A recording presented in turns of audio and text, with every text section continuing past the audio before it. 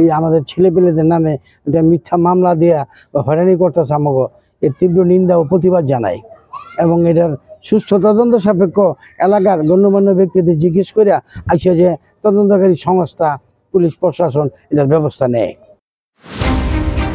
বন্দরে নবীগঞ্জ এলাকায় মসজিদের জায়গা উদ্ধারের দাবিতে এবং প্রশাসনের সুদৃষ্টি কামনায় এলাকাবাসীর সংবাদ সম্মেলন।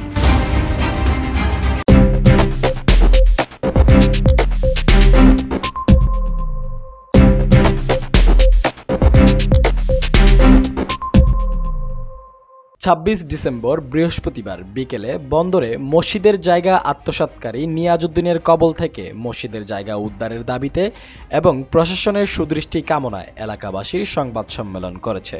ভুক্তভোগীরা বলেন, নিয়াজউদ্দিনের কবল থেকে মসজিদের জায়গা উদ্ধারের জন্য এলাকাবাসী অনেকদিন যাবৎ চেষ্টা করে আসছে। এলাকার পঞ্চায়েত কমিটি এবং গণ্যমান্য ব্যক্তিবর্গের উপস্থিতিতে বিচার সালিসের মাধ্যমে মসজিদের জায়গা ফেরত চাইলে তিনি দিতে অস্বীকৃতি জানান। আমরা গতকাল বিকালে আসর নামাজের পরে আমাদের সমাজের পঞ্চায়েতের মসজিদ নিয়াজের সাথে নিয়াজের কমিটি সেন্টার আমরা বসার পরে এক পর্যায়ে ও সমাজের কোনো লোকেরই কোনো কথা মানে না। আমরা বলতেছি যে এই মসজিদের জায়গা তোমার এখানে আছে, কাগজ আছে, প্রমাণ আছে, বুঝে এবার ও তর্ক করতেছে যে না মসজিদের জায়গা নাই। তো এই বৈঠক বর্ষাকালীন ফোন কইরা বিভিন্ন জায়গার থেকে ছেলেবেলে নিয়ে আসা অতর্কিত সবার উপরে হামলা করে। তারপর আমরা আমাদের পঞ্চায়েতের আরও লোকজন ছিল, সবাই আমরা হুড়ুহুড়ি করে আমরা সরে আসা পড়ি।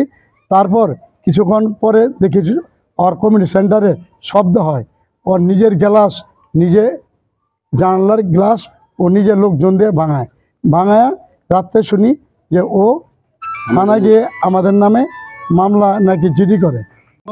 আমরা শুনতে পারলাম যে পরে কে নাকি আঘাত করছে, কিন্তু ঘটনা হয়েছে 5টা বাজে। ও 8টা বাজে কিভাবে ওই যে হাসপাতালে গিয়ে কিসে রিপোর্ট করে বা কি করে এটা আমরা জানতেন সবের মিথ্যা। আমরা অনেকদিন ধরে পেপারে অনেক লেখালেখি হইতেছে যে আমাদের মসজিদের জায়গাটা যে ও ছাড়ে না। অনেকবার অনেক সালাসি অনেক সমাজে মসজিদে আমরা পড়ছি, পাঞ্জাত নিয়ে পড়ছি, কিন্তু ও কোনো গুরুত্ব দিচ্ছে না। ওর বেশি শক্তি দিয়া অনেক দিন ধরে আমাদের সমাজের মসজিদ জায়গাটা আটকায় রাখছে, কিন্তু ও আমাদের এই জায়গাটা দেয় না। আমরা প্রশাসনের কাছে আকুল আবেদন করি এবং নিবেদন করি যে প্রশাসন যেন আমাদের এই মসজিদের জায়গাটা আমাদের উদ্ধার করে দেয়।